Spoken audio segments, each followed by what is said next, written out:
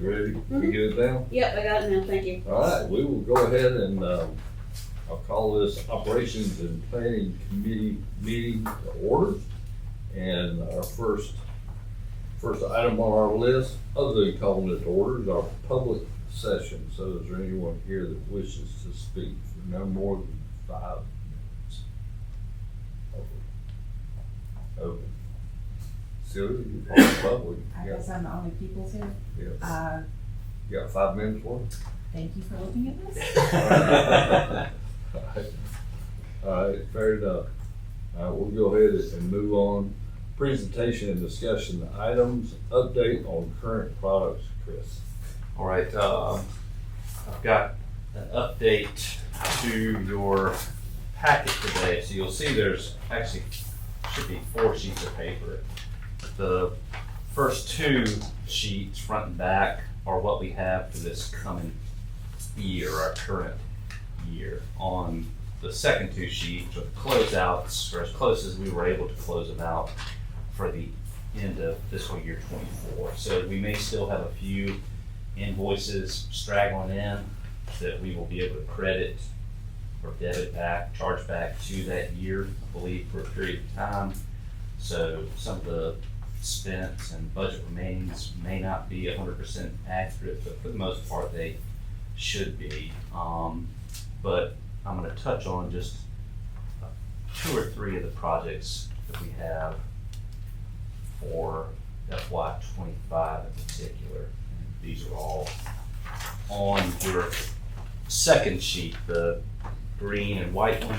So the Flat Rock pump station. So just yesterday, I think it was yesterday, we received our partial permit to operate that station from DHEC. And it's been in operation now for a little while. So we replaced that station, which I think everybody has heard about for several years as being one that was identified in our consent order we had major problems with. And it was replaced with a submersible station. I think that's the first submersible station that we have in our conveyance system.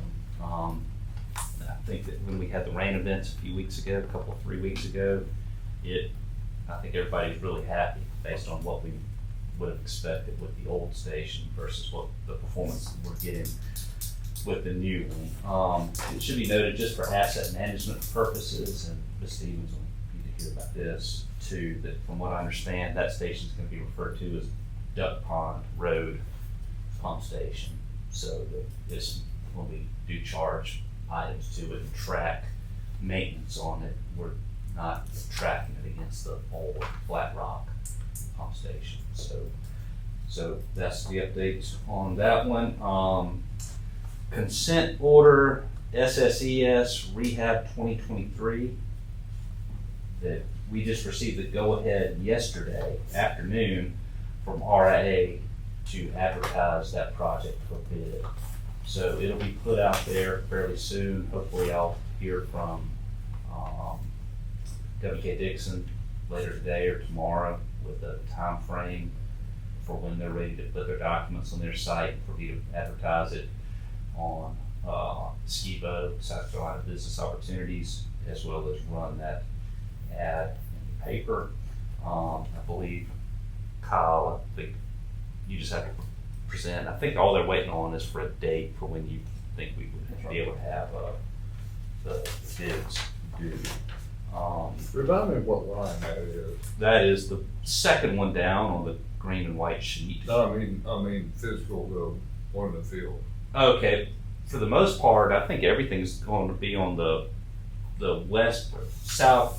southern side of Westminster. So the gravity sewer, all the upstream gravity. Okay, got it. Yeah, all the gravity that's going into the Chilstow pump station, which is, I think, all 8-inch VCP, 55 clay pipe. And I think nearly that whole thing is going to be rehabilitated, either by point repairs and CIPP, or just straight out CIPP, which is cured in place pipe, but trenchless repair, rehab technology. And then, is it a 15-inch? That's also it's essentially the 15-inch that goes from Highway 11 to where it connects with the Conross trunk sewer. And that also is on the southern side of Westminster. So that's what we have, and there's a few point repairs there as well, but I think a lot of that's gonna be cured in place pipe or some type of a trenchless technology as well. Any questions about that project? And that one is like the Flat Rock pump station replacement, that one is a SCIP funded project. And then finally, just an update on Sewer South. So we thought, based on feedback that we received from the engineer and contractor, that pump station would have been online by the end of June, middle of July at the latest, but they thought it would be the end of June, which is, I believe, what we had stated at one of our meetings. Well, when they went to do, and this all happened when I was on vacation, but when they did the drawdown tests and ran the test for the pump station to make sure everything was in order for the DHEC inspection, to issue the partial permit to operate for that one, that they noticed that one of the pumps wasn't pumping it as designed, correct? So what they started troubleshooting, and they determined that they feel there's no issues with the pumps at all or anything with the station, but that there were 2 air release valves in the force main that were not installed. So the contractor Moorhead went and installed those 2 air release valves, and it drastically improved it from what I gathered, but it's still about 35 gallons per minute shy of design. So since then, Davis and Floyd and Moorhead have been trying to figure out what is going on. So from my conversation with Davis and Floyd last evening, they called me in the evening to give me an update on it, was that they think that while they were laying the line, that they had placed in it a high point within the line that entrapped air. I think they've identified where that is, and they're going to order and install another air release valve in that location that hopefully will take care of everything. The engineer, they felt pretty confident that would be, but they don't think it's anything to do with the station itself, that it all has to do with air in that line. When they install something like that, do they have to excavate that dirt back away from the pipe? Yes, or they will. Excuse me. They will. So they'll have to excavate it, they'll have to make a tap into the force main, and they'll have to install a vault. Wow. Okay. So, to be able to access the air release valve for routine maintenance. It'd be a device that'll have to be exercised and cleaned periodically Okay. as well. Excuse me. So, the now DES, got used to that acronym, Department of Environmental Services, formerly DHEC, in order for them to issue their permit for the gravity system, they wanted a mandrel test to be performed on the gravity sewer line. So Moorhead did not have, and I think it was a 20-inch and 24, if I remember correctly, they didn't have those mandrels, so they have been trying to find some that they could use to pull through the line to make sure that it will pass the deflection tests. So I think they just went ahead and ordered some, and from what they told me last night on the phone, that those have come in, so they should be set to be able to do that test. And lastly, with that project, the change order, which we knew a change order would be needed at the end of the project to make the adjustment for the materials quantity associated with the project, but one will also be needed to extend Moorhead's contract. So I think that contract was, if I remember correctly, I believe it was to the end of June, early July. So no big deal with that. We're still within the grant contract periods for both of them, but it'll just be needed. So that's been submitted to, or will be submitted over to Arlene Young with the Appalachian Council of Governments later today for her to review. She's got to review those things before they are sent over for me to review and approve. So if it is still, within budget, in fact, I think it's still, the project overall is under budget. Overall, we did not use any of the contingency that was set aside for it, and it's still under the original contract amount. So,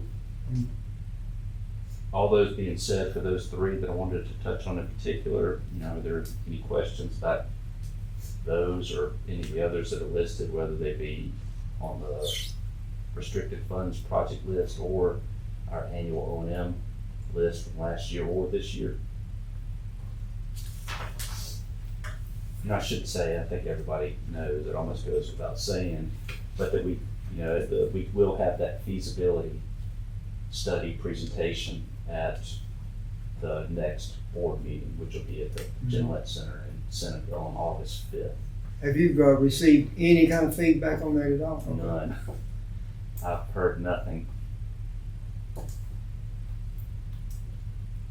Anticipation. Heard nothing, and I haven't seen a report. I've seen nothing on it. Not yet. I'll talk to you this week about that. I'll share some stuff with you. All right. Does that mean you've heard something? No, I just, I go to a lot of Okay. meetings, I see a lot of things. Gotcha. Yep. Very good. Okay, thank you, Chris. Yes. All right, let's go on to item number 2 here. Without reading all that, we'll consider changing some frontline classifications and compensation positions. So, Chris, I'm gonna leave this to you and Kyle.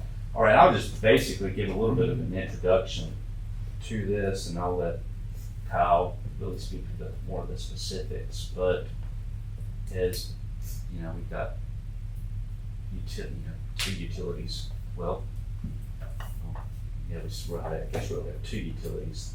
The departments are represented here in this room, and we've got Ms. Myers up at Wahala as well. And y'all know how difficult it is to, perhaps retain staff. I don't think we really have had a problem retaining staff here, but we do have a problem with attracting talent when we have an opening or qualified staff. I believe we have 2 positions where we're having either we expect retirement or they've already announced and submitted retirement notices for later this year, September, from what I understand. Have they submitted? So we've got 2 resignations in hand now for the retirement in September, which is 2 more positions we have to fill, while we currently have 2 openings currently. And so we've got two openings now, one an operator position, one a maintenance position. And we're gonna lose 2 more of those exact same positions come September 30. So Kyle, we're trying to figure out how do we do this. We've had these openings posted for months and months. We get very few qualified applicants that have put in for them. So, trying to figure out how do we get people to come here. So trying to work within our current system without modifying what we currently have. Kyle came and proposed an idea about what we could possibly do with any of the technician operator positions. So we currently have, and this goes for the collection system, which we call the conveyance system, the maintenance, and the operators. We have an operator trainee, but then we have a operator 1, 2, 3, and it's based on experience and the license that they have in hand. And we also have, for conveyance system and maintenance, we've got a 1, 2, and 3, and again, experience and license in hand. Those are not supervisory positions. They are, what we call like a frontline position. So Mr. Lindsay, has the idea, spoke to me about it. I support it, but we just want to talk this out with this committee, especially with this committee being involved in the day-to-day operations and seeing the struggles with staffing and experience here. So with that said, Kyle? So we currently, in the plant operations group, we have 2 slots for A operators. And the reason there was 2 slots is because, I think up till January of 2021, those operators were on 12-hour shifts. So I think the intent was to have an A operator here. We only had 1 operator here every 12 hours.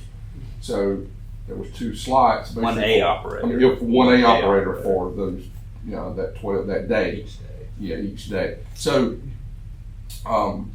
in January 2021, we put in some instrumentation and was able to get those guys off of night shift and put them on day shift. We're rotating, kind of staggered schedules. So, my proposal is, since that's happened, to basically be able to allow, if an individual wants to get their A license, to be able to have it open to where we will be able to basically compensate them to have an A license instead of just 2 slots. Have it, if all 4 operators has an A license, we'll be able to compensate them for that. Yeah, so currently, the 2 positions that we have in each of those levels are their A licenses, correct? For the 3, the technician 3 or operator 3. But they're positions that we interview for and hire based on qualifications. It's not just a straight promotable position from a 2 to a 3 once you pass and receive your A. If there's already a person in that position above in one of those 2 slots or both those 2 slots, there's nowhere to move to, if that makes sense. So what we're talking about doing or considering is removing that requirement to allow for somebody to be promoted to the 3 position, or possibly even re-looking at having it where you just have 1 qualification or 1 standard, but you have different steps or slots within the operator or the technician pay range for those.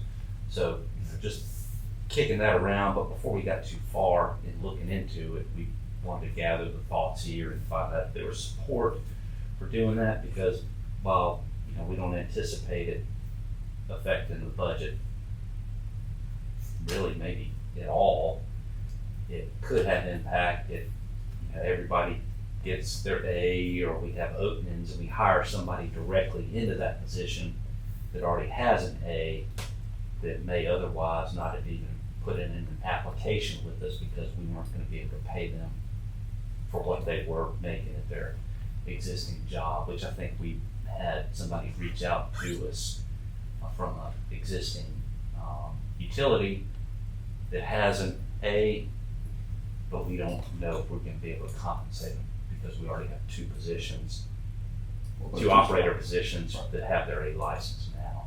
But they are, one is retiring in September? or Not an January? Not A. now. Oh, not an A, okay. The one that's retiring in September has a B license.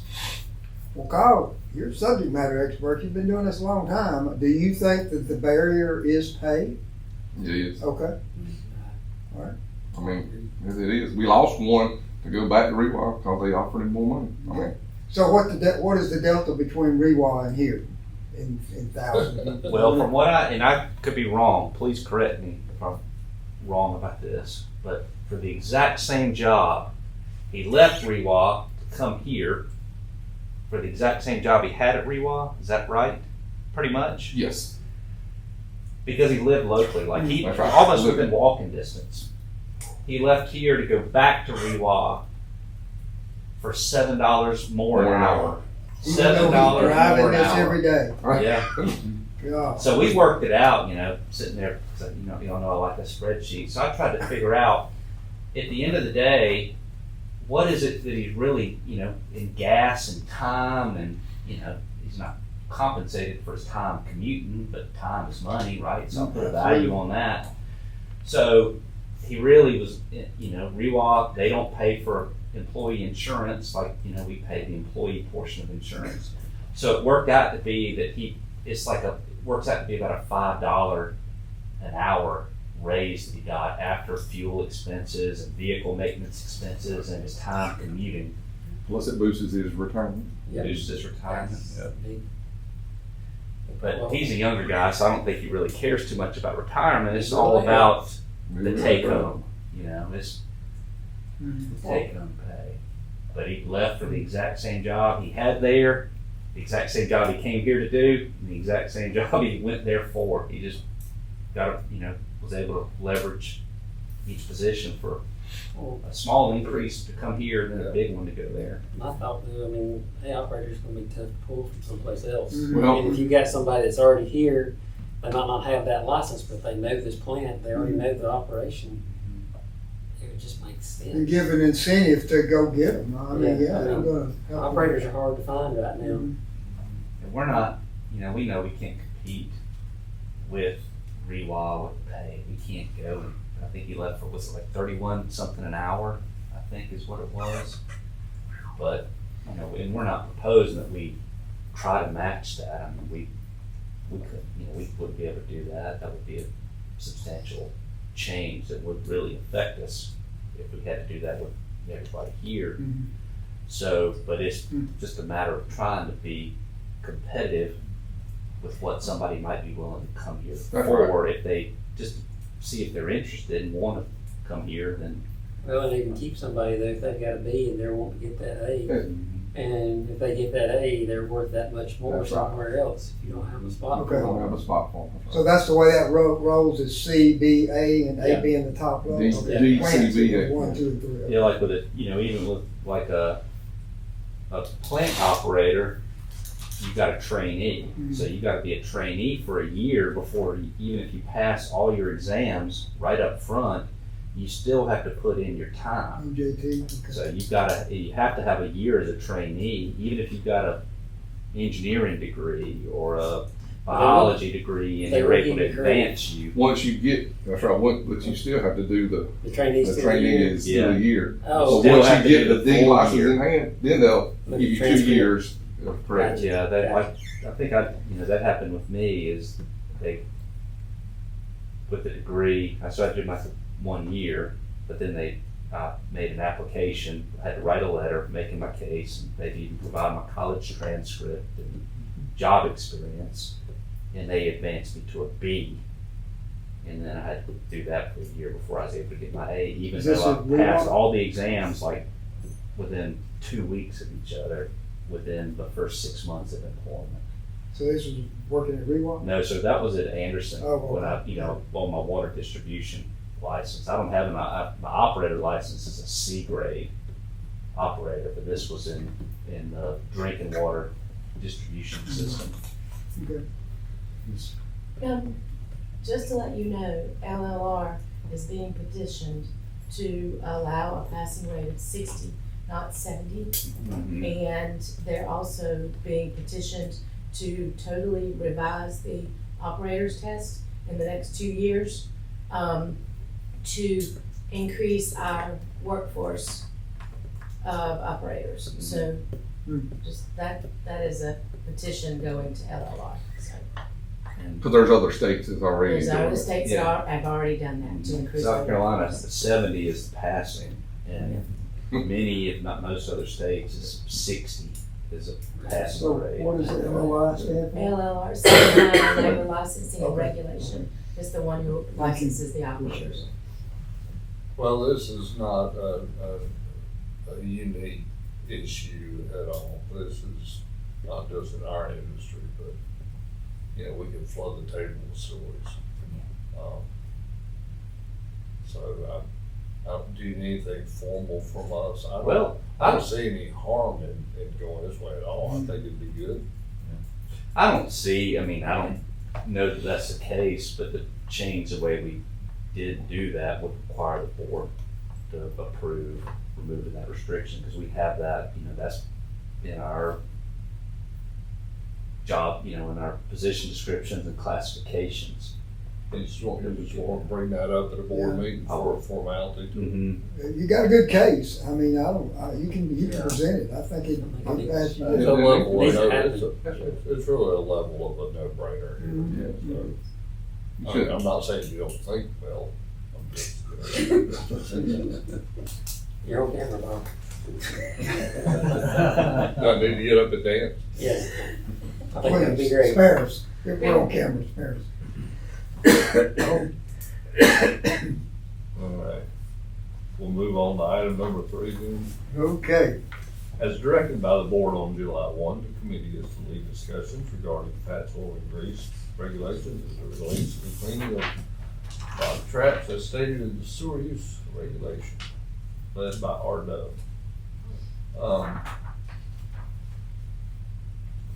Celia, do you mind me if I recognize you as I'm recognizing you as an individual. As long as I recognize this person, we're good. How about your customers up in Walhalla?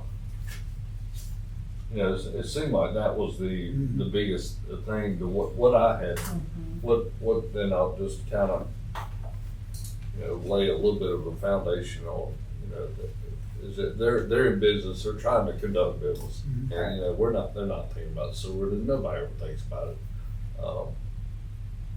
But when brought to their attention, it was like a jack in the box feel to them.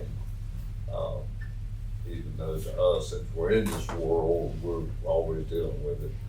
So navigating how we get our public involved, how we, communicate that. Is that some of the biggest?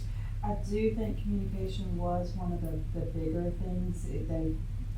Some of the ones that we've talked to, and Chris and I met with a couple of them separately as well. I think it seemed to be felt blindsided or targeted, even though we know on this side that wasn't the case. Once you feel that way and you got that wall built, it doesn't really matter what you say afterwards. And with some of it, this is my opinion. Do not hold this as fact. I think because some of ours are older buildings, older stock, maybe they just assumed they could go in, real estate agent says, it's zoned correctly for this, here's the On public checklist, sewer, it's blah, blah, on, blah, and yeah. so they go in, and They get right or something. wrong, there's still some people that say, OJR what? Right. That's not good for any of us. I think as long as they get it from us, and no, it's not DHEC, DES. Yeah, is there anything, because we've dealt with that, not say we, I'm coming, put my Seneca hat on now. We've dealt with that through the years in communicating and, working through that, and it does take something, but I don't know that there's much, and this is my opinion, I don't know that there's a whole lot that the sewer authority itself can necessarily do differently, except the only thing I think is just to include the utility, the city's utilities to be able to, how to navigate that, to get the, to help the end user, that customer, to help them to navigate their issues. And I'll say we've had to deal with that a number of times on the, with some Seneca's customers, and to work with that, but to not. Well, they've had a program in place for a while with that, with the accessibility form that gets sent down here, and that puts them in contact with Allison, and then those two talk, so, and one of them in particular case, he was aware of everything that he was gonna need, so he's been the loudest one screaming. And that's So he's aware of it, just didn't do anything. I don't know, there was some back and forth with it that,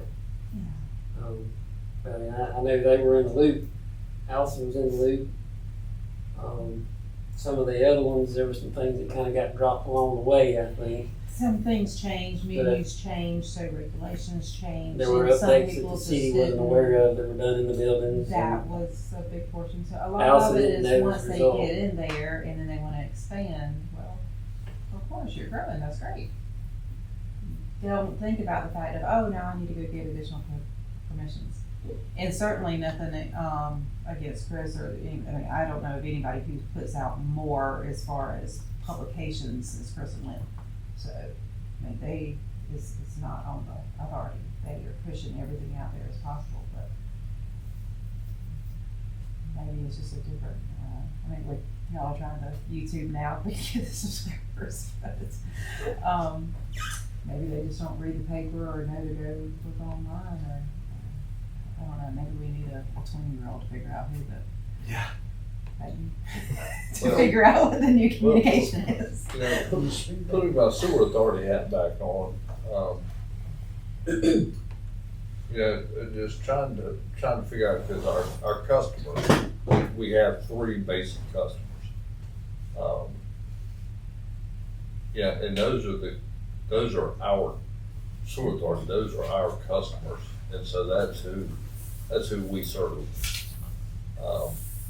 And so doing, you know, now a little bit, we used to do our own fog program, so we freed up some time on our end, which is nice. You know, I put my civic hat right there back on and look pretty good. But I'm trying to figure out, is this something for the sewer authority to solve, or is that something for more local for the city to solve? You know, I guess if we're gonna be doing the work, then ultimately it would fall on us to solve, but, you know, we That's- need it, That's you know. that's probably, and that's a good point, and that would be something for us to kind of scratch our head, because while there is requirements to how, you know, fats, oil, and greases, of how that's, you know, I'll say mitigated, those individuals are not customers of our authority. And so that's the reason I'm trying to figure out how to word that, how the communication goes. Because we're not, as an authority, they're not our customers, right? By definition, because we don't have three customers. So it's got to figure out how to navigate that to go through the cities because those are the city's customers and not the authorities. well, by legal definition, they are our customers. Because we've got regulatory oversight for every connection that we have, so But legally, they're our customers. Mm. Okay, but the city also has those same regulations, Correct. right, to make That's- sure that so I think it may be indirect. Yeah, I would say that it would be an indirect, but It'd be- they're, It'd be an indirect customer, because the customer's one paying the bills. correct, but now, you know, we don't bill the cities anymore either, the cities collect on our behalf, but we do have that line item for each customer now too, Right. for each connection. So Bob, for clarity, at the last meeting when this was discussed, you made a comment that Seneca had been doing these inspections for a while. So you meant that someone within the Seneca utilities and water were doing these We inspections? manage that, yes. Okay, and now it's been turned over to Dalton with Yes. those? Okay, thanks, appreciate that. And we do appreciate that too, because it has freed us up in a lot of areas. Now what we've done, and, you know, if we have someone who's not cleaning out the traps, you know, and their, you know, their interceptors or whatever, what we have done is we realized, and we do this on backflows, and we do it a number of things, is we're asking our customers to, you know, giving them, trying to protect our system, right?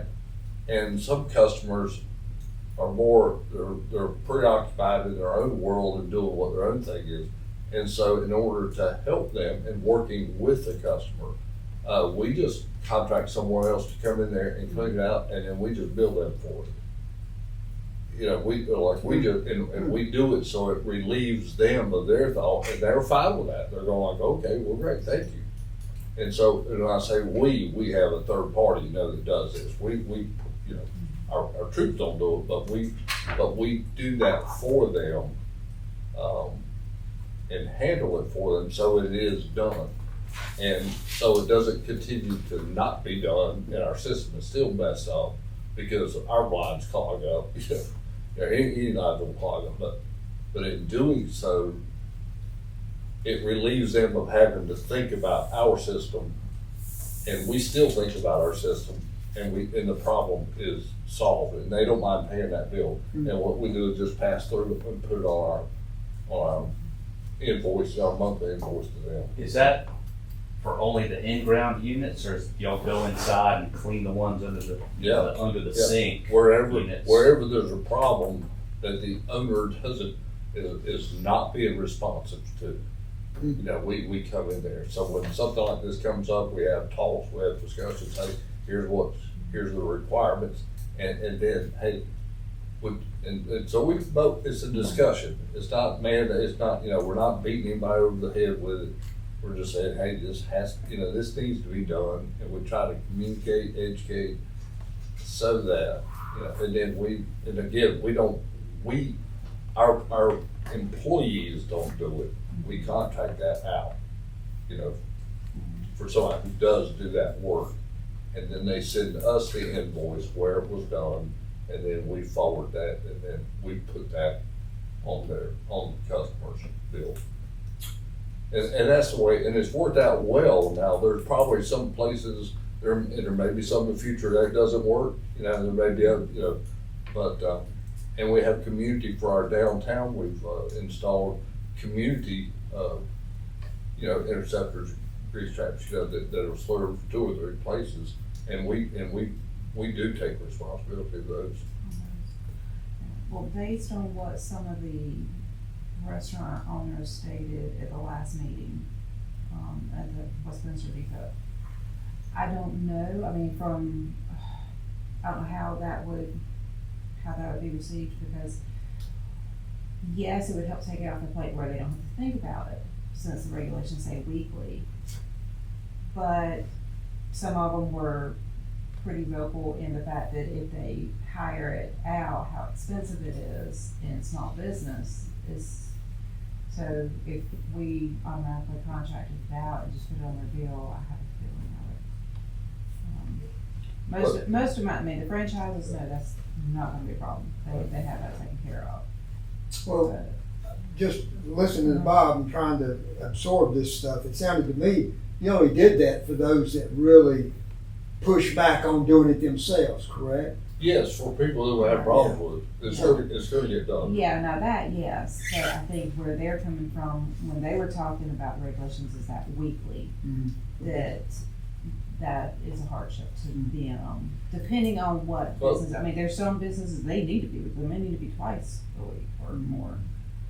Well, that is, but what it comes down to on that, it's just a steady cost of doing business. I mean, because if it continues unchecked, you know, one of the things, the cost of cleaning it is nothing to the cost it takes for cleaning it out, you know, and getting it out of our system. You know, that's where you don't talk about cost.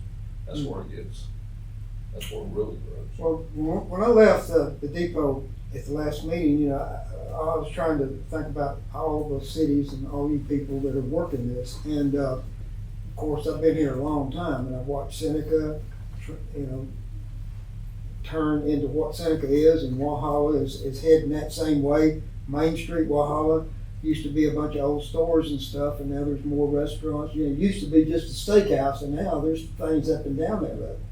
And so, some of the folks were just saying all kinds of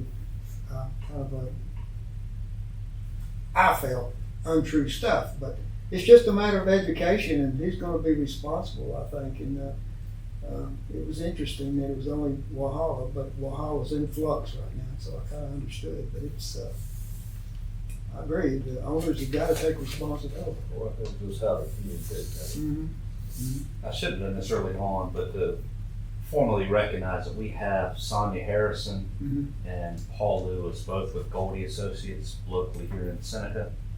And both Paul and Sonia, when I mentioned previously that we have had 3 consultants that have helped us put together the regulation that was adopted that we currently have now, the October 1st, 2023 revision, that Goldie, I don't know if it was all of these 2 that are here or they were the primary ones with the firm that helped us put those together, but Sonia and Allison joked, but I don't know that it's a joke, that Sonia is world-renowned expert with pre-treatment, which this ultimately does fall under. So I invited Paul and Sonia to come, and I really thought there was going to be, based on what the contingency or the contingent that we had show up at the previous meeting in Westminster, and our understanding, Ms. Myers and I, we met with one of the restaurant owners, or 2 of the restaurant owners, it just happened to be the same one, that they were going to be at this meeting today to have input. That was what we decided was, to open this up to allow for community input into it. I thought we were going to have some representation here from the FSEs, and also sent an email out to each of the city administrators back, what was the date of that? On the 5th of July, just letting them know we were having this, and then to reach out, because the administrators I felt would know better than me, who might be willing participants and active with working on these discussions of considering these regulations. But I wanted to make sure that I pointed out Sonia and Paul, as we have experts in the room. They're familiar with our regulations, but they're also familiar with the impact that it does have, why they're in the regulations, why they're in, why the federal law requires it to be governed at the local level, and there's no set standard, either at the federal or state level, that requires that these things be cleaned out at any particular time frame, weekly, monthly, quarterly, year. It says nothing. It leaves that up to the local jurisdiction. But Paul and Sonia may be able to answer any questions or provide any input into why they leave that up to us, and what may be the recommendation as far as a third-party consultant may be as it relates to the laws and regulations. As I stated before publicly, as well as on calls with commissioners, as well as members of the public and staff, I'm open to revising our regulation within means.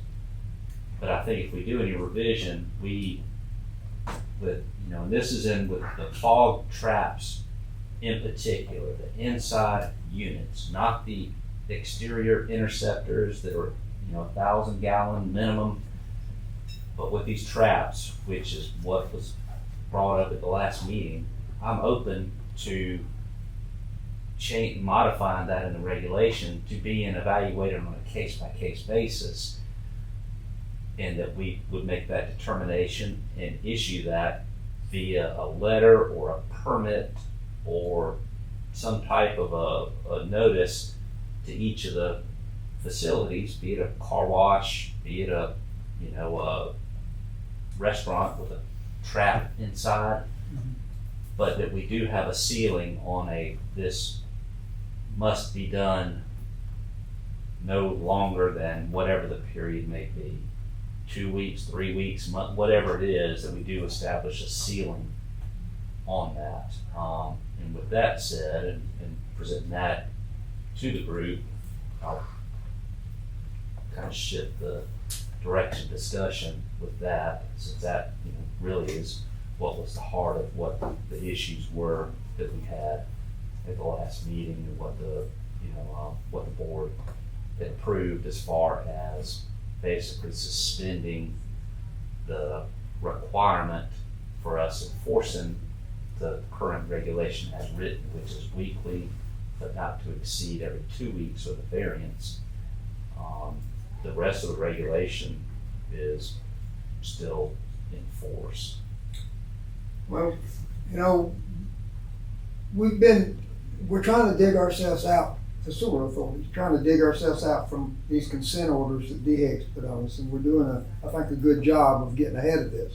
So we don't need anything else to fall on our shoulders per se, but whatever we do would have to be fair. I mean, would it be the building's size? It would just have to be fair, because I'm sure, you know, the mayor and the city, they're catching heat from some of these business owners over there. So whatever we do, it'd have to be something that everybody could get on board. Still, it'd have to be within regulations, and these folks know the regulations. Now, the new construction for facilities that have the footprint to do it, if they're gonna have a restaurant, you know, most restaurants are gonna have to have an in-ground interceptor, 1,000 gallons at a minimum, but the size is gonna be based on calculation that Mr. Lewis helped us put together, Okay. based on, Paul Lewis, I should say, is a licensed registered engineer in the state of South Carolina that helped us put together a great spreadsheet and a way to calculate what the minimum size should be. But that's not necessarily even what we're gonna go with. We're still gonna have the engineer, the architect, the GC, somebody with a license that's doing the building will provide us with what they feel is the appropriate size, and we'll use that. That's what we will go with. We'll use our spreadsheet as guidance. But where we'll run into the biggest issues moving forward is where you already have, and especially in the downtown areas of the cities, where you don't have that footprint. The building is already there. There's no place to put something in the ground.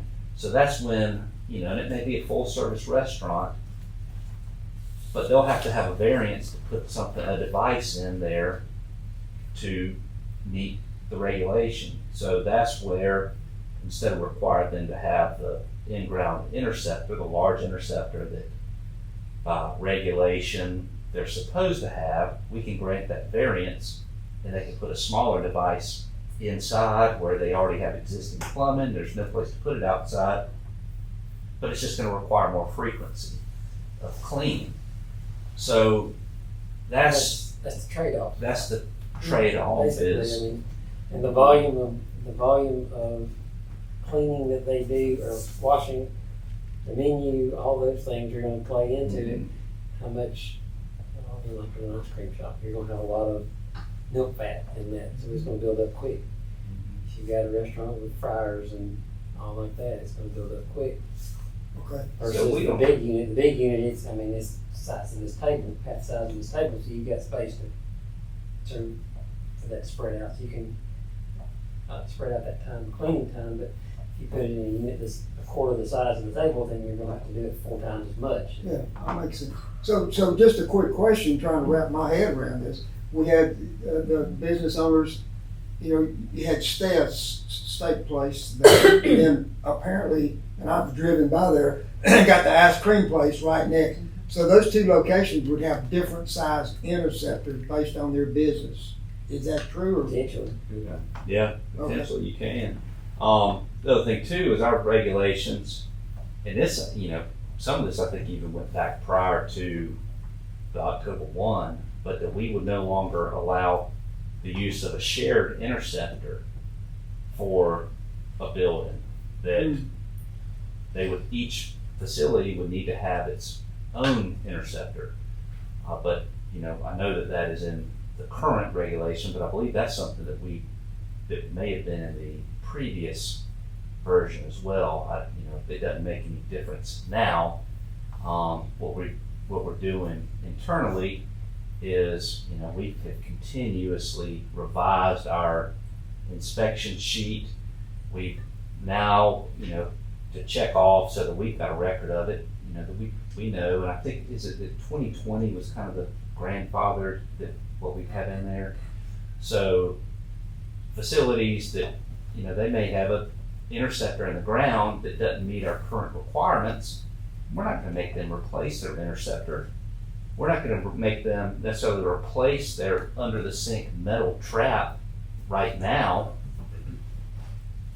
But we'll recognize that it is a grandfathered unit, but that when, at the appropriate time, when something either needs to be done on their part because of maintenance issues, the metal units rusting out or the aggregate inside the interceptor or the interceptor itself is collapsing or degrading and needs to be maintained or replaced, at that time they'll bring it up to the current standard. So, we're even trying to recognize that we're not out there, we're not making anybody replace something now with an upgrade to bring it to our current regulation. We're trying to work with all these entities to make sure that we have them meet to the best of our ability and their ability the other part of our regulation that addresses the discharge of fats, oils, and grease, which is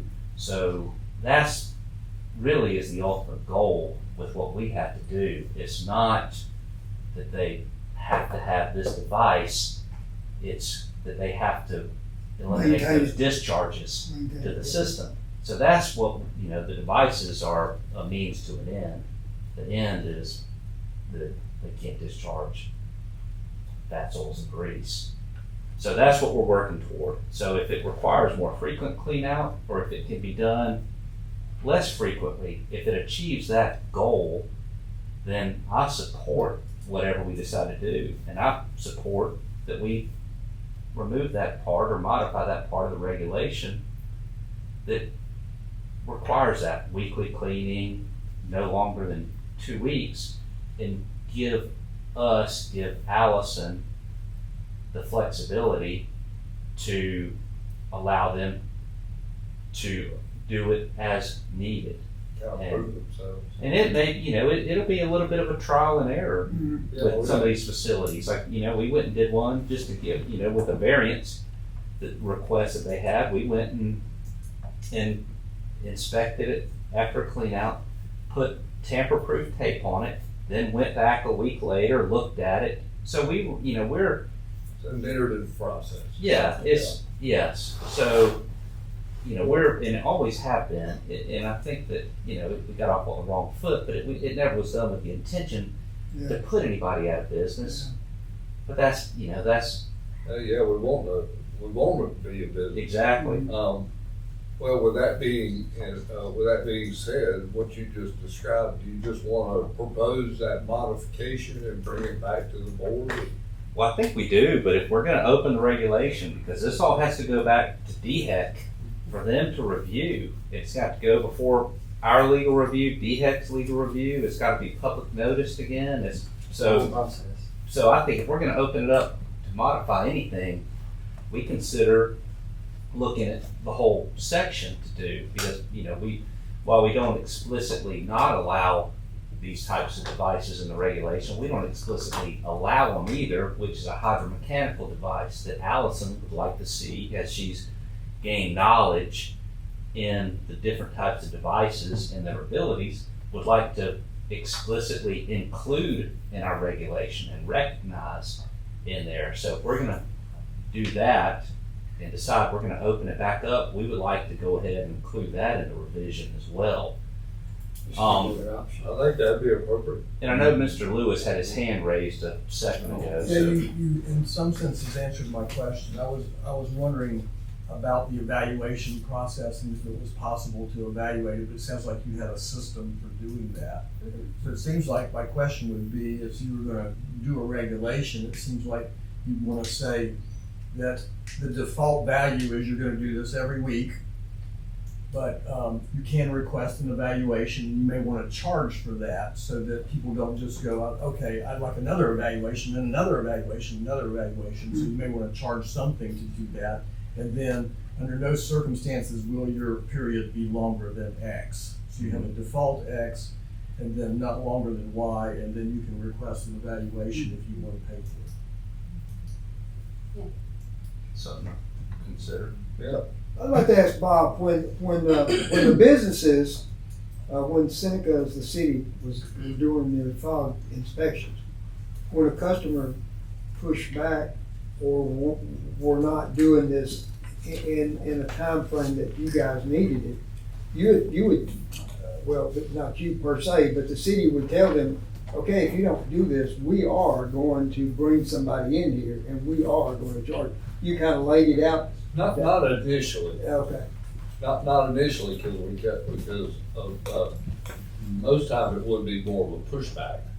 You know, I can't believe you're making us do, you know, blah, blah, blah. Okay. So then it's like, hey, here's what we're doing, here's here's what's going on. And there's sometimes we've taken people to a thing in the lift station that we've got a pump hole, right? It's all for, I mean. Really? Yeah, oh yeah, because we've had a couple situations where there's just rags all over the place coming from, you know, but it's all in the same, you know, hey, let's expose to you our issue and show you Education. why we're doing this. And then all of a sudden, it becomes a little bit more amenable, you know, into your communication and figuring out. And so, you know, and I'm thinking of one place in particular where we do hire it out ourselves and put them in their own schedule. Are they every week, Scott? Are they every month? I think they may be monthly. But they said, thank you for doing that. They just, you know, just, okay. And we put it on our bill. Okay. I just got up and passed around, because I think that this has been brought up at some of the meetings that, you know, and I'm not gonna say this is verbatim what happened, but it's been brought up, that, you know, something along the lines of even the manufacturers say monthly or, you know, they don't, I printed off, and this is one of the devices that we would allow and have approved and that are in the system. And you can see, you know, on pages 2 and 3, and these have to do with the maintenance. I put a red box around the language, and they say, they call them interceptors. We refer to them as a trap, but it's same thing. All interceptors must be cleaned regularly, and then, you know, you can go on and read down this. And I'm going to from the page 3. Because I know where it is there. It says grease removal intervals that may therefore vary from once a week to once in several weeks. So, you know, the manufacturer doesn't say it can go monthly or it can go 3 months. They don't, you know, they're not going to pin themselves to that either. Regular and. But, but in the event of a variance that may be in a location downtown where you had a, you know, for 100 years it was a department store that's now going to be a 5-star restaurant where they don't have the place to put a in-ground interceptor, that they may have to go more than weekly to do a clean That's out. right, maybe every other day. Mm-hmm. Well, the next line, it was interesting. Now, this wasn't part of the email that went to that, but when the grease removal interval has been determined for a specific installation, regular cleaning at that interval is necessary to maintain the rated efficiency. So, when it has been determined. You thinking about that type of language? Is that what you're? I think that's, you know, something good to work with, and attorneys are always great, and I'm sure an attorney probably helped write this stuff, Sure. but something along those lines, that when it's determined, and that, you know, we would provide that to them in writing, but that would be where, you know, within a permit or within a letter that we give to them or whatever the case may be. Now, I think that Anderson, they currently permit. They permit for every 5 years, but they're looking at doing it annually or every 2 years, because he wants to, on the permits, he's putting, you've got to clean it every once a week or once every 2 weeks, whatever. And he said that way I can make sure that what I told them, if they're doing it 2 weeks, if they need to go weekly, I'll get on it Change it, yeah. in a shorter period of time. And I like this idea of tamper-proof tape. You lock her down and then you go inspect and you say, okay, you can do it every 3 weeks or something. Well, and to re-permit it every year, it would, I mean, that would I mean, they have to catch any kind of variance of their operations, but at the same time, as a load of work. Well, their permits are like, I think it's one page. It's not a permit like my industrial user permit. Yeah. Um, But it still requires to do that. How many, he's got about 250, I think. Yeah, something like that, How about much? 250. No, I'm talking about the city of Anderson's got about 250. like in Oconee County? how In many- Oconee, we've got like 200. But Yeah, maybe a little over 200, about 220, 230. So that'd be 4 permits a week.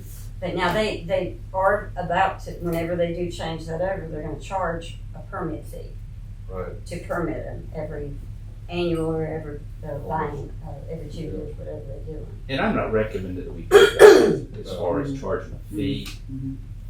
We gotta get the program up and going and you know, let's discuss, get people to even know what we're doing, who we are, why we're doing what we do. And I don't, you know, if we charge each of these customers $10 a year or whatever, it's not gonna help us. I mean, we're not gonna be able to do anything with the funds anyways. It's not gonna be used as a revenue generator to help replace lines. So I'm not proposing that we do anything along those lines right now. That may be something we could consider later on. But right now, we just want to work to get facilities in compliance. Our goal is to do annual inspections on them all and follow-ups as necessary. We'll do, you know, with Alice and I spoke about this. If somebody wanted to schedule like a volunteer, you know, they want to call and, hey, we just want you to come in and take a look and see how are we doing, and, you know, go and do that, just to look and see. You know, when Ms. Myers and I met with the restaurant owner in Walhalla, we gave them a copy of our inspection form and said, hey, you know, kind of do a self-inspection. You know, this is what we're going to be looking at. Go inspect your own facility. So maybe we can make those forms available on the website. Well, as Paul said, and I agree with it, and I think most business owners, whatever one of our cities are working in, I think they want to do the right thing. But as Paul said, if somebody tries to abuse the system, then we may look at, okay, you do this again, we're going to charge you whatever dollars that we would determine. I mean, I don't think anybody do it, but you just need a prior plan for that kind of situation. Well, we have an enforcement mechanism that is part of our regulation Okay. All right. and was required. But we put in here, and Sonia and Paul may remember this quicker than me, but we put in there a specific one for fog. Because we knew that, and again, if it hadn't been stated already, for the record, it just needs to be stated. This is one of the items that we were criticized or scrutinized and gigged with from DHEC years ago when they were doing inspections.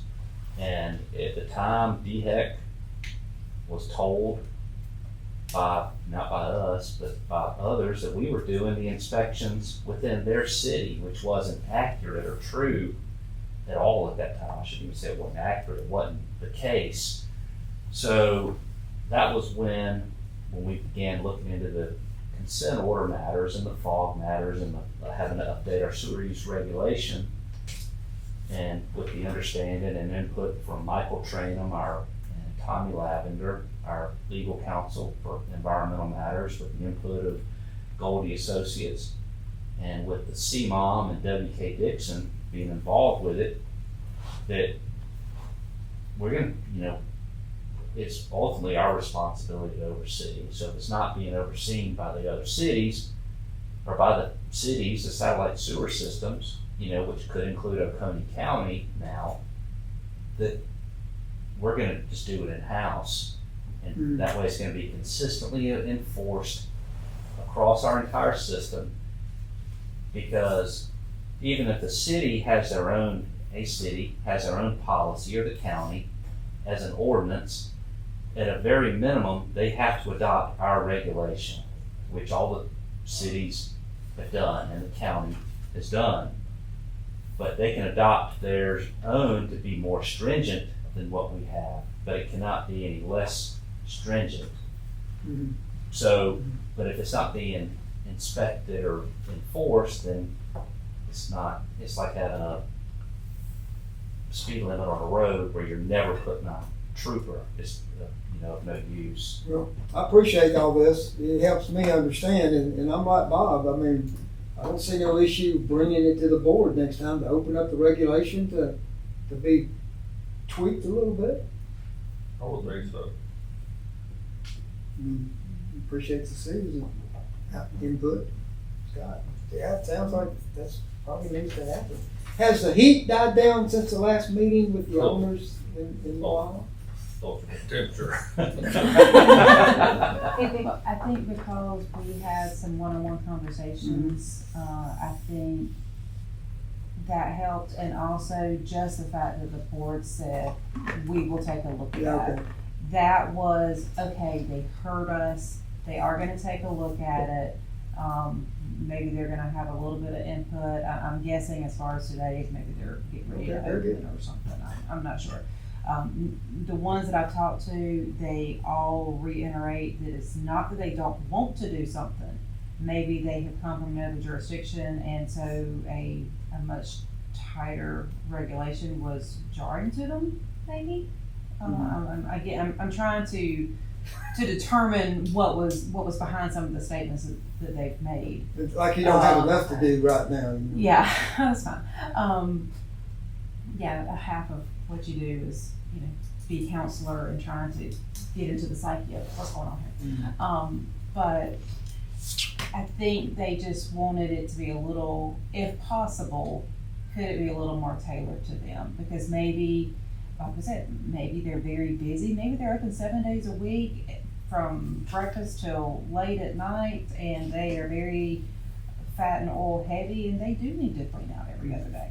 Maybe they're only open on the weekends at limited hours and don't have as much, and so weekly is a lot more of a hardship. I don't know. What is the approximate cost for somebody to go clean out a grease trap? That's a good question.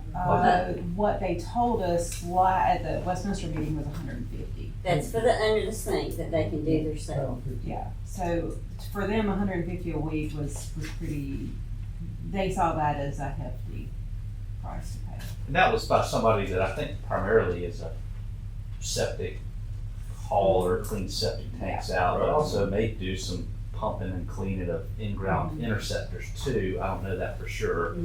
I just glanced at the front of this cover. I don't know why, but I had received this, and I may have gotten this from Sonia, but this is a checklist that I don't know if she got it from DHEC or where I even got it from. It may have come from DHEC or it may have come from Michael Trainum. I don't know. But it basically is a checklist of what DHEC or DES is going to look at in our sewer use regulation to make sure that each of these items is covered or addressed in our regulation. So do you remember this, or have you seen that? Did you provide that to me, Sonia? I think so. I'm pretty sure she I'd have to see it. So it pretty sure includes, and it just has like, regulation includes these statements. So it covers these things and it references the state regulation number. And I don't know if the state regulation directly corresponds to the exact same federal code of law in 403 that addresses pretreatment, but just as an example. Ability to deny or condition the discharge of pollutants, and it references 403.8F1I, is what it looks like. And then you put in there, I guess you can provide this to DHEC as a quick reference, go to our regulation paragraph number and page number, and that's where you'll find it in here. Well, as you go through down here, there's one in here about viscous materials, which is what vessels and grease go. So again, it's necessary for us to have that provision in the regulation. So if the necessary provision that we have it in the regulation requires compliance with the regulation, which unfortunately at times might require enforcement of that regulation. So I did want to just point that out.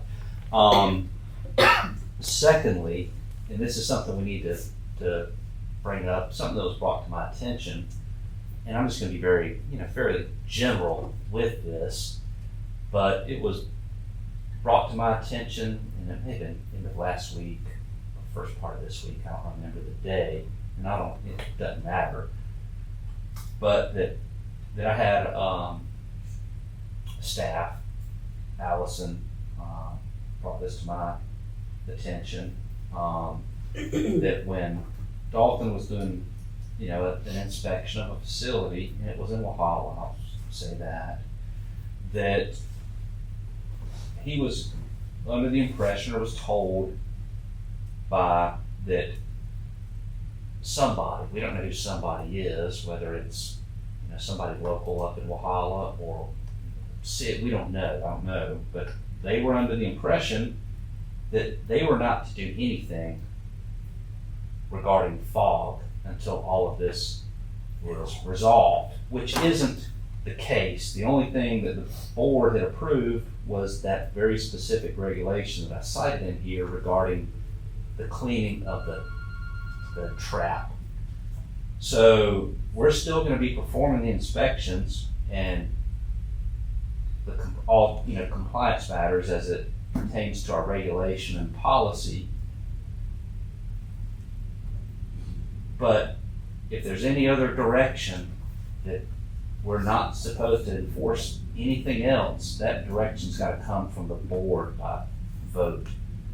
So, but this committee, I guess what I'm letting you know is there any general consensus within this committee that we are not, it needs to go to the board, that we need to change anything else we do with the FOG program? I mean, because I don't know where the person got that information, and I'm not gonna name, again, won't say the facility, but they said they were told, right, that they weren't to do anything regarding.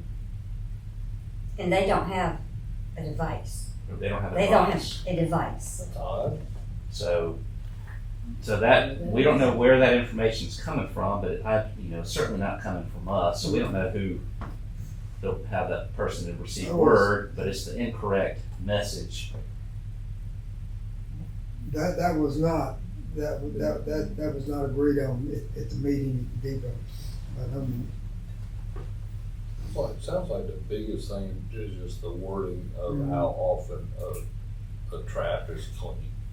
If we put those words in there like regularly, I mean, I haven't gone back and read this thing. Does it say it's gonna be, it shall be? It says weekly, but no more than 2 weeks. Gotcha, so it's got a specific time. It does. So if we use words like regularly and, observant has got. I think, maybe something like as simple as on a time prescribed by the sewer authority, but no longer shall it go beyond a month or 3 weeks or whatever we get input and advice from the experts that know this stuff. Yeah. As well as now we've got some internal experience working with that. Seneca's, we may talk with, was Jeremy that did this for a long time, and Chris Morgan talked with some of these guys that, with a local utility that have been doing this and have experience with it, and help determine what that needs to be as far as what that ceiling, where they may say you absolutely don't need to go more than 4 weeks or 3 weeks, no matter what. So, I think we do something like that is what I would propose, is, so I'll ask staff, are y'all good with that? I think you need to have some language in there too, that, if anybody is fighting this, that they demonstrate with sampling that they're meeting the limits, for the fog. And, that's gonna be a whole lot more costly than cleaning the interceptor. Sampling done by a third party at their expense, something like that. Yes, that if they're contesting it, then they prove it. Yeah, I think that's a good idea too. Yeah. I think that's a great idea, Sonia, thank you. But again, I'm not opposed to anything that has been brought up from the public regarding road cleaning. Again, this is just the means to an end. Yeah, so, so just the takeaway from all this and our deliverables, if you will, are we gonna go back and just open that back up, do some language modification in there that incorporates a lot of stuff, take it back to DES and get there. Notice how I've kind of changed already? Good. You did good. So, but take it back to that crowd, get their, blessing, and then bring it back. And our general public over here could get back with their constituents and say, here's, what's going on. That fair enough? I mean, we can even begin in the next, Sure. possibly, but even at the board meeting, have some potential language. Yeah. I know Allison is gonna be covered up with, she's got her biannual pre-treatment report. Sonia does too, so don't forget that she does Okay, too. So, we What's know that we're here gonna have on a little these bit sheets? of, Looks Yeah, pretty but- good to me. but we'll try to get, because we're, Our I just 10 received it Our yesterday. Tennessee connection can start on that program, Mhm. start, get him going. Yeah. So I think, He's wearing his camo, he's trying to hide. I'm satisfied with what's discussed and proposed today, and hopefully, the members of the public too, because like, as you said, we don't get any tax money, so it doesn't do us any good. To put anybody out of business, the only revenues we receive other than grant money is from user fees. And if somebody's not, if they're out of business, they're not using anything, which puts that cost on all the other users. So we need and want We want people in business. people in business.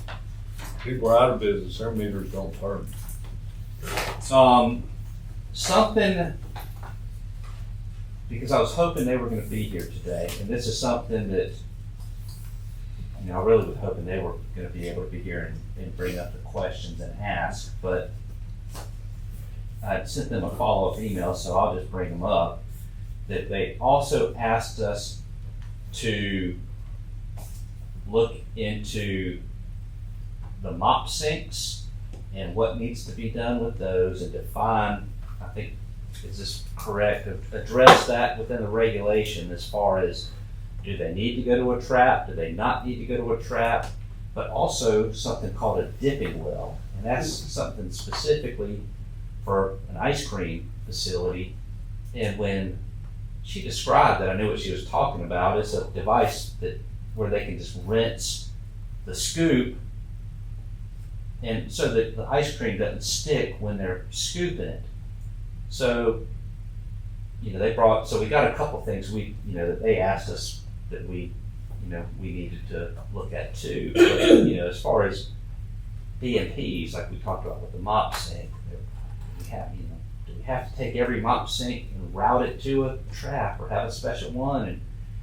And I think that's something that we even consider on a case-by-case basis, because if they've got the proper BMPs in place and they're doing what they need to do, if somebody goes and spills a milkshake on the floor, do your absolute best, scoop it up into a bucket, use like a dustpan, get it in a bucket and dump it into either a sink that does go through the interceptor, or dump it into a trash can that in a manner that complies with the city's sanitation requirements.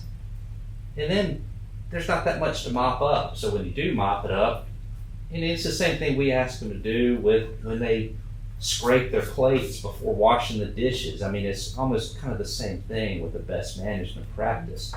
So, but again, if those parties want to be able to have their cake and eat it too, with not having to put a device in specifically for the mop sink, if there's another way to do it, they've got to be willing to not only talk the talk by writing it in their BMPs, but also enforce it, walk the walk internally, and actually do what they're telling us and what we approve that they're going to do when they submit those BMPs to us. There's questions I think too we need to, and I'll go back and look at all this in the meeting minutes and make notes of what we probably need to address about hand sinks and whether or not they need to connect. And we need to probably state in there something along the lines that if it's a hand sink that's being used for anything other than washing hands, then there's a possibility that it's gonna have to connect to the sewer system, or to the interceptor, and not a direct discharge to the sewer system. So that was something else that's been brought up too, is why make mop sinks connect to a device. And to add a small bit of color and context to that, we had one person saying, well, why doesn't my mop bucket have to be connected, where their spouse was probably kicking them under the table of even bringing it up. Yes, that's true.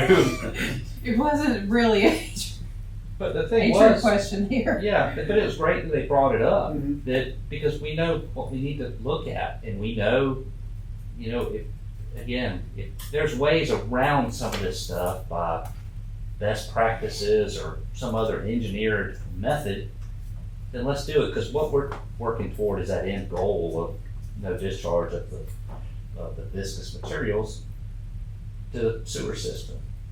It's just how do we get to that point? If it can all be removed before it ever even goes in the sink and can go in the trash can, well, that solves our problem. It may be a problem for the sanitation department, but there's ways that can be done other than just you shall put this in and you shall clean it within this time frame. So we're willing to work through all of this stuff too.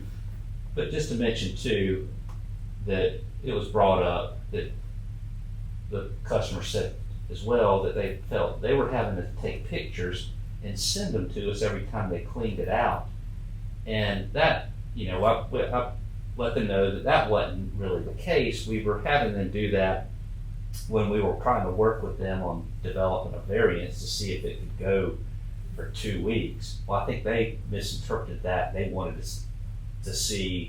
send that to us every time they cleaned it out to make sure that they were cleaning it out, and that never was the case. So I think since then, if they quit sending the pictures, so I think they understand now, as long as they're keeping documentation of when they clean out the device, they don't have to send us any photographs.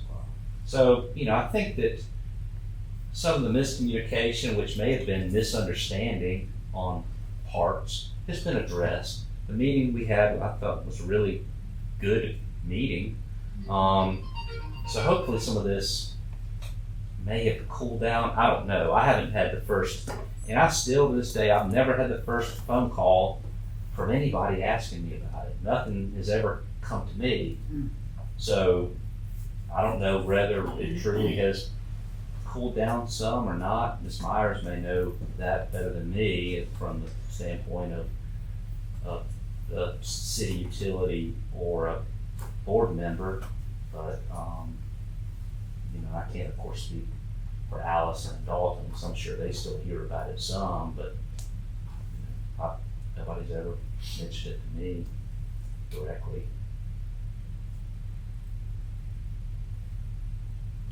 Have we discussed it long enough?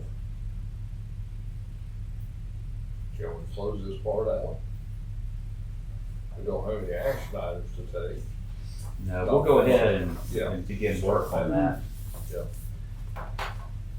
Okay. So you talk about food being, ice cream, something drop on the floor. When we drop things on the floor, our dog fix it. Yeah. Or you cry because you just dropped your ice cream. Well, that's true. That's a given. Yeah.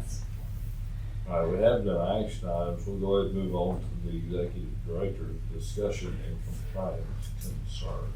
Y'all forgive me, I'm gonna have to slide out. All right. Sir, thank you, good to meet you. I know Allison didn't care if you were here, but I'm just gonna mention I about did- what you okay. sent to me, but you're good to go. Okay. Yeah. Great, thank you all.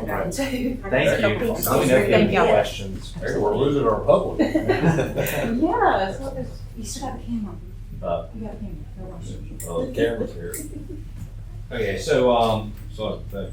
You're welcome. Thank you very much. environmental regulatory compliance matters, there's not really anything, we haven't had any overflows that I'm aware of since discussed it and brought it up last time. But today we have either Hawk or a representative of Hawk is here to set up. We purchased 3 new flow meters, 3 new Hawk flow meters. So that gives us 6, if not possibly 7 flow meters for us to disperse into the system, which will allow us at the request and our engineer to begin working on documenting where we have potential sources of inflow and infiltration on our system.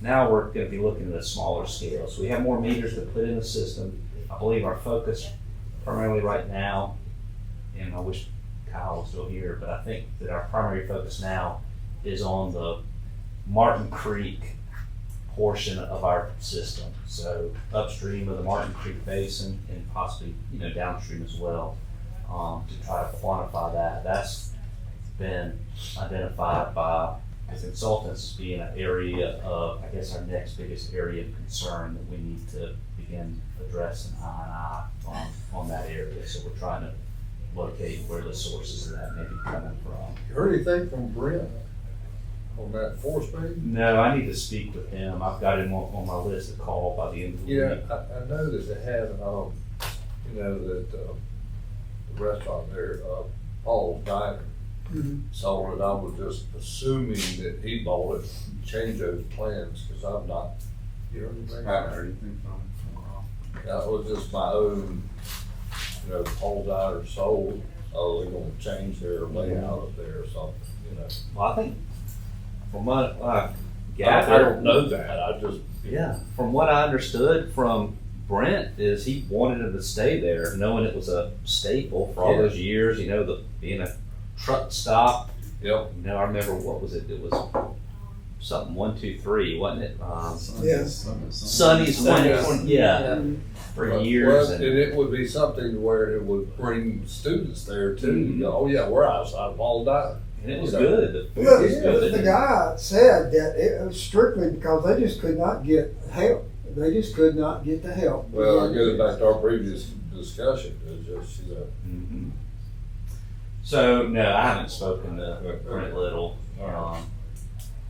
Probably, I guess, since before vacation. I think so I've got him on my list. Literally, I have him written down to contact. Well, I'll tell you what, that deal has really gotten out of control. I mean, out of control as far as the rumor mills and what is being talked about. It is. Well, I read about it in the Post and Courier. There was an article about it. in what? Post Post and Courier about that absolutely. student, not just Brent's Mhm. project Just as a whole, but just general student housing moving into Oconee County. Oh, yeah.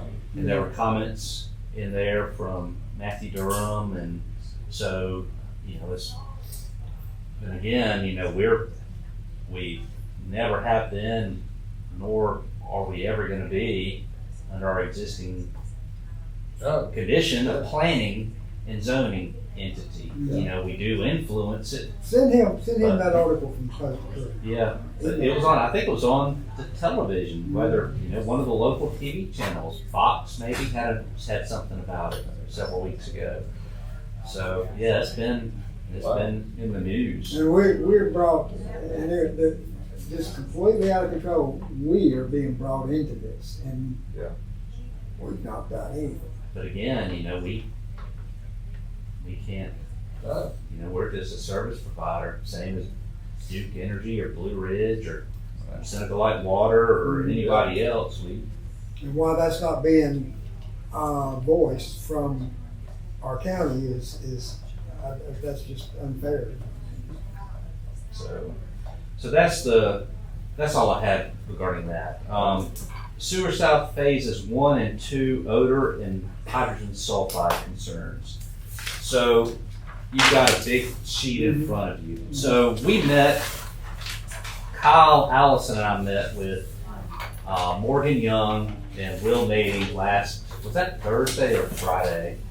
Friday. We met with them on Friday, and it was to go over our Martin Creek odor investigation, because we've got issues on our system that a force main discharge at the Friendship Road, Wells Highway intersection, and have for years. And also, we experienced the degradation of our infrastructure from the hydrogen sulfide being generated there, but we didn't know ultimately what the source of it was, what the cause of it was, and what, ultimately we needed to do about it. So we commenced we had Garver, which Morgan and Will are with, we had them come in and perform an evaluation, engineering assessment of it. So they did, and they generated ultimately this final report. And they ended up providing us with, I think, 4 recommendations or 4 suggestions. Oxidation, lime, there's 2 limes. One was a lease option, one was a purchase of the equipment option. And it ultimately was recommended by them for us to purchase and install, which is going to require DHEC permitting, of a lime feed at that pump station. So it was not recommended or suggested that we continue with the bleach, the sodium hypochlorite that we're using now. That's not effective. So I state that they included in here their opinion of cost would be for the equipment about $950,000, and the annual operating cost they estimate would be on the range of $45,000 to $55,000 a year. So I can email this out to you guys to take a look at. Right now it's just for information, but we're going to have to do something. We've got a metal line that's been corroded to the point where we can't even get a camera through it or even be able to jet it.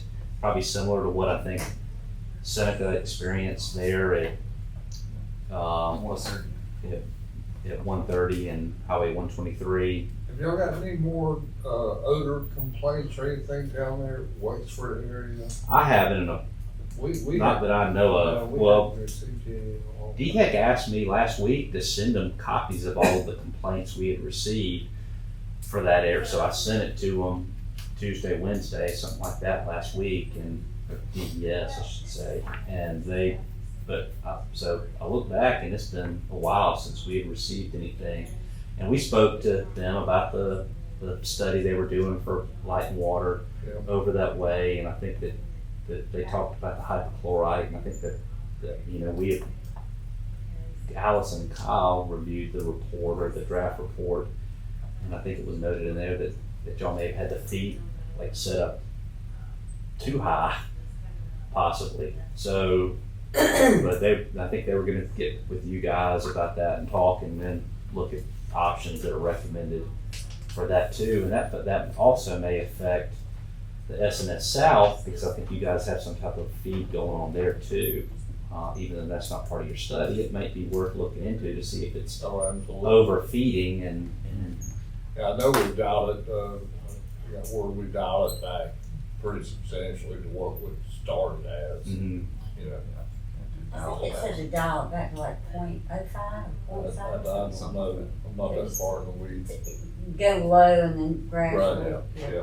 so and I think they provided comments or questions back to you after looking over the draft report. But I know that that's something that Carver's working on for you guys. But Will's on vacation. mhm. So, He so called me just, yesterday. I don't want to act. He called me. He's at the beach. so you, just to understand, Sewer South phases 1 and 2 odor and hydrogen sulfide concerns. So I know Sewer South phase 1 has been in the ground for about 15 years, right? Oh, well, you didn't. Somebody got me off track. I didn't even finish going over that yet, or I'm kind of getting to why this even came up is what I'm doing. I'm going. They're both odor. Yeah, so when we met with them, I told them we're going to have issues with odors and hydrogen sulfide. There's no doubt. And that's why, even going back to in 2017, when we were discussing about the possibility of, at that time, we were approached about owning the Golden Corner pump station, ended up we were operating it, that I knew what we're getting into is gonna be, with having a force main that's about, parallel force mains about 10.5 miles long, that we are gonna have some serious problems, especially, I don't think we're never gonna be able to get out of having some type of a chemical feed or something down there by the time it gets to the head of the plant. So we got talking with Garver about that, and I think they're gonna put together a proposal that I'm gonna speak with the county about, because we need to do this same study down there. But Will Nading generated this spreadsheet for me for just the retention times of the wastewater in the force main. And the only customer, why it starts out at 10,000 gallons per day, is the only customer that we have that's gonna be coming on is the Welcome Center as of right now. So I contacted Pioneer, and that's about what they averaged, was just under 10,000 gallons a day Wow. of wastewater. Well, you can see just to get it, so to get it from the Welcome Center to exit 2, the force main, is roughly 2 miles, it's gonna be in that 10-inch pipe almost 8 days before it discharges. Well, the pipe, we don't have concerns about the pipe. The pipe's plastic. It should, we're not gonna have degradation problems with it. But the odor, Once it comes out. it's gonna be terrible, right? We anticipate it being terrible right there at exit 2 at that interchange to the Broomway Lane pump station, where it's gonna go through the same thing again. Yeah, it's all gonna be. So it's, we're talking 8 days before it gets to Golden Corner. Yeah, and then how long Yeah, will it even take to get here? And then, so Take another month to get we here. factor that in. So to get from Golden Corner pump station, just from there to here at 10,000 gallons is almost 23 days. Yeah. Yeah. So we're to combine is almost 31 days. It's a month. But so I asked Will, what would you, in your professional opinion, what would be the appropriate amount of retention in that force main as far as days or hours goes, to where we should, it may not have an issue with it, what should it be operating at? So he said, at the very most, he said probably 6 hours in the pipe. So we worked it backwards, in that exit 1 is gonna, exits 1 and 2 combined are gonna need a estimated 315,000 gallons per day. And you can see down below it, what is it to get 5 hours of retention? So that's getting close to 375,000 gallons a day. But as you look at it down in the tables below, for Golden Corner pump station by itself is gonna need 900,000 gallons a day to get for 6 hours for that 10.5 inch, or almost 1.1 million gallons a day for 5 hours. Well, that pump station is only rated for 1.2 million gallons. So even at full capacity, we're probably still gonna have issues with it. So that table to the bottom right is a combination of the two. Yeah. So you can see there's no recommendation as far as retention time in there, but you can see that even at 200 gallons of total flow, if you put it up at the Welcome Center, it's still gonna be over a day and a half before it gets from the Welcome Center to here with 200,000. So we're talking, that station needs a lot of flow, and that's what we've been That's saying. gonna take a long time to get to 200,000 gallons. Yeah. That's what we've I been mean, saying. if all the for work a that's going long on down time. at Golden Corner, I've not heard Jamie say anything about anybody having any interest in that conversation. So not only do we anticipate, the possibility of having to provide makeup water to get that station to operate, but we anticipate that we're gonna have to have chemical at definitely Golden Corner, but possibly up at with the Welcome Center. But the thing is, we don't have much of a footprint at any of these locations to do much with, other than that golden corner. But this is, and again, this has been stuff that's been pointed out, and we knew this was gonna be an issue From a the long get-go. time ago. Really? Yeah, from the And that's get-go. what you get when you have pump station centric systems. Is the material on phase one from here down to the Commerce Park, is it different than what was installed in phase two? I think most of it's ductile iron, which is Okay, gonna, that is not good. no, it's gonna degrade. Well, you know, if it's in the wrong soils, you'll have it Like doing that. like what you have here. We don't know what, I don't think it was wrapped. Was it wrapped? Do you know? It is. Part It of is it's wrapped. wrapped. It's 401 line. Was it near? No, I mean the exterior wrapped Sections of it was because of the gas. main. So, but you know, in these areas where we're having this problem, Martin Creek, another one, the pipe wasn't wrapped.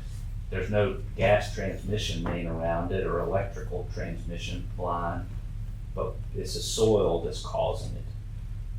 We're not expecting that on the new system, but That might have a it's a different possibility material. on the old one. But if you know you run into the problem and concern about the hydrogen sulfide being generated in the pipe, and if their air release valves aren't in the proper location, then you may have the degradation at the top of the lines there, which is going to lead to breaks.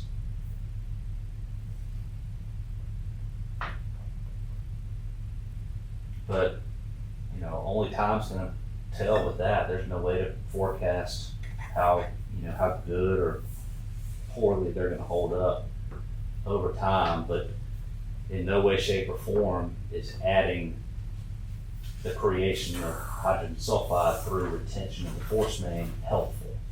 Right. And you know, of course, when it gets here, it's going to be high powered strength, and you know we don't get near the calls now from Cross Creek that we used to get, because Kyle and Johnny McCall, our operations supervisor, they've got the plant humming along pretty well. And we might get an occasional call seasonally, you know, when it warm days, cool nights from over there. But I anticipate it's gonna be really bad. I mean, I really fully expect that. And we're the ones that are gonna be blamed for this, Yeah, I can but see we that. had nothing to do with what created it. Yeah. So we're gonna have to do the best we can with what we have. Yeah. So that's that matter. I've already talked about Martin Creek.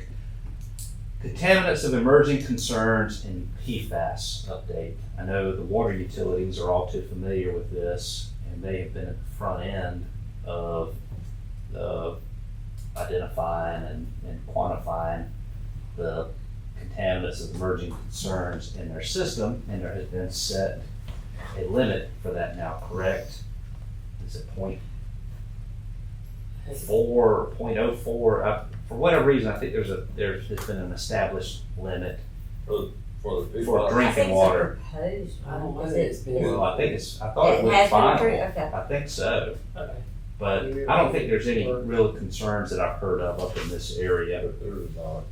But on the wastewater side, and I just received this email Monday, so Sonia Harrison is working and assisting Allison in putting together our updated industrial user permits for when we receive our new NPDES permit, which we don't know when that'll be, but it could be any time that we get notification as to what our proposed limits are from DHEC. And I'm just gonna read exactly what Sonia sent to us the other day, because she's been working and Allison, and you know, if y'all have questions about the process, she can, is here to help out.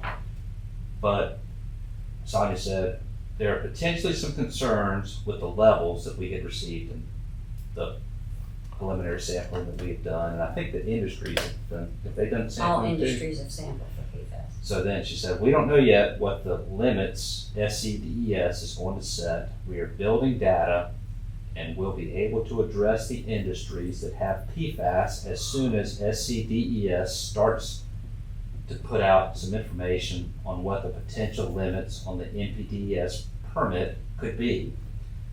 We are positioned to be prepared to address this when the time comes. So I state that for 2 points. One, so that you know where we are with this and trying to quantify and identify potential sources from the industrial users. And two, so that you're aware that we're already on top of it and that hopefully we'll stay ahead and not have to play catch up. So this is again something Allison and Sonia are keeping up with. Very good. And then miscellaneous, just a reminder to review that Oconee County and Western Anderson County sewer master plan.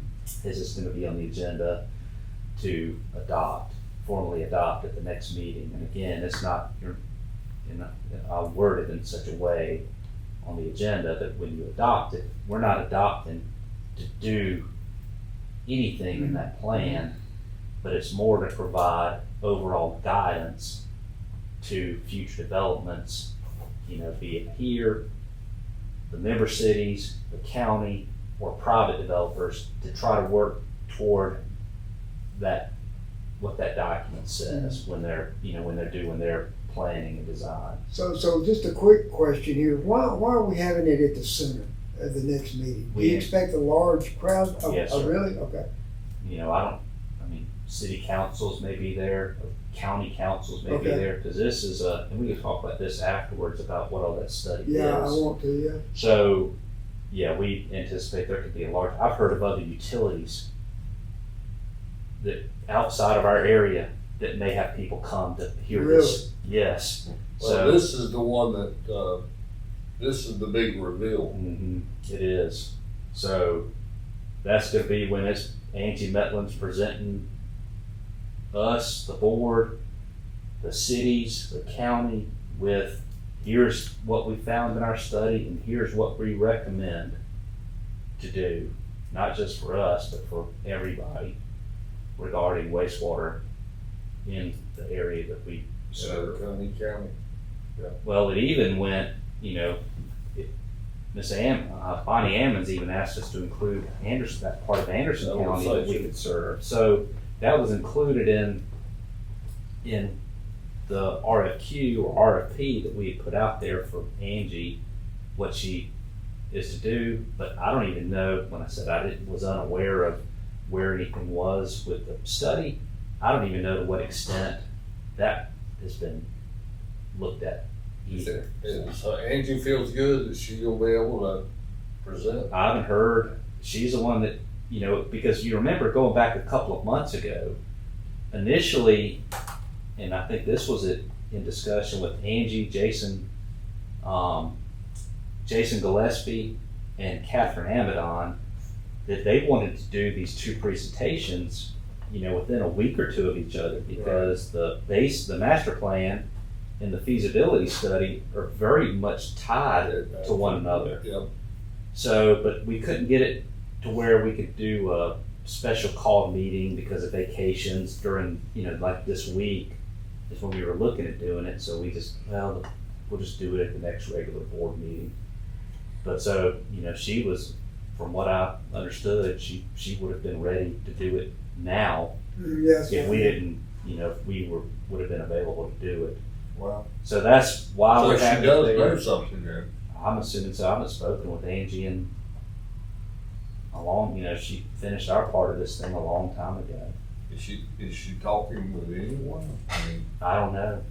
The only interactions I've had with Angie have been, we emailed a couple of times but it wasn't even about the study. It was about the SCIP projects and making Right. sure that we're complying with, Lynn probably communicates more with her than me just by sending her every time we process a check for one of our SCIP projects so that they account for how that is to make sure that we're meeting our match requirements. Angie's helping us with that. So Angie and Lynn probably, they may communicate more than I do even with Angie.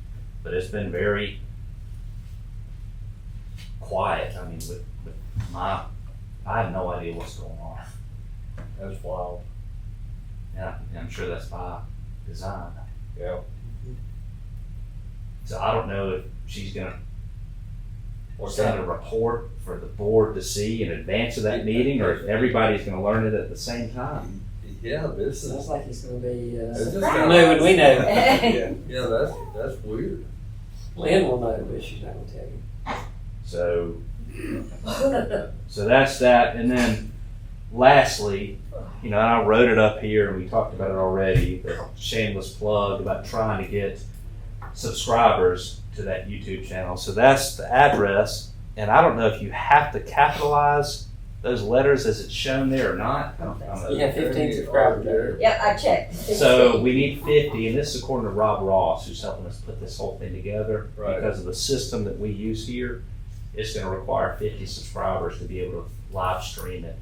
So make up an email account, subscribe, do whatever you need to do to get us to up to the 50. I even asked my family to do it. Now whether they do it or not, I don't know. But Tell that Langer we need some subscribers. well, I was kind of surprised the media wasn't here, knowing that we were going to be talking about the fog stuff, and that we Yeah. thought the restaurants were actually going to be here. I'm surprised neither of them showed up. And that's all I have. Alright, good. Committee members discussion, none, upcoming meetings. Didn't have anything, did you? Y'all don't have anything.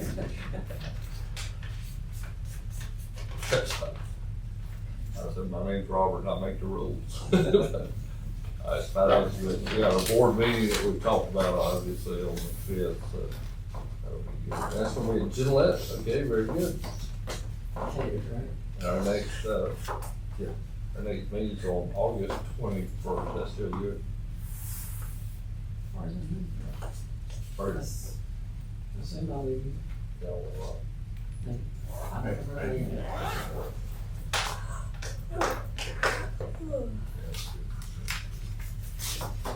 I'll be here later. right. All right, motion to adjourn. Yeah, you can just bring it back to me next time. So moved, Yes, second, you got- we are adjourned.